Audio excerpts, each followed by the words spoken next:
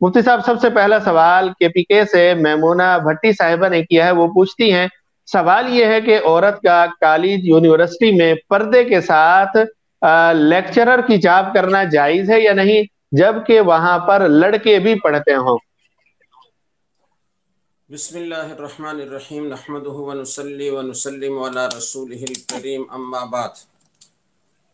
دیکھیں، لیکچر دینے سے مقصد کیا ہے اور خاتون جو لیکچرار ہے اس کے ویژن کیا ہے، اس پر اس کا مدار ہے۔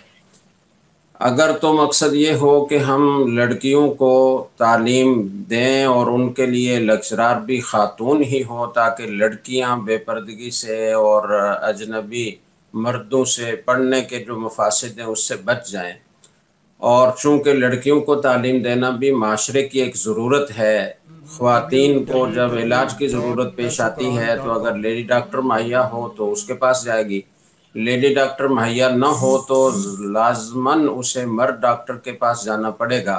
اور بعض اوقات خواتین کی ایسی بیماریاں ہوتی ہیں کہ جسم کھول کر دیکھنا پڑتا ہے، تو اجنبی مرد کو دکھانا پڑے گا، تو اس لیے معاشرے کی ضرورت ہے کہ تعلیم خواتین کو بھی دی جائے۔ تو اب خواتین کو تعلیم جب دینا ضروری ہے تو ان کو پڑھانے والیاں بھی خواتین ہی ہونی چاہیے، یہ ہم کہتے ہیں۔ تو اب اگر خاتون لیکچر نہیں دے گی، وہ لیکچرار نہیں بنے گی، تو لازمی بات ہے کہ پھر مردوں سے پڑھنا پڑے گا، اس کے جو مفاسد ہیں وہ واضح ہیں۔ تو اس لیے کسی خاتون کا پردے کی پابندی کے ساتھ لیکچرار بننا جائز ہے، اس میں کوئی حرج نہیں ہے۔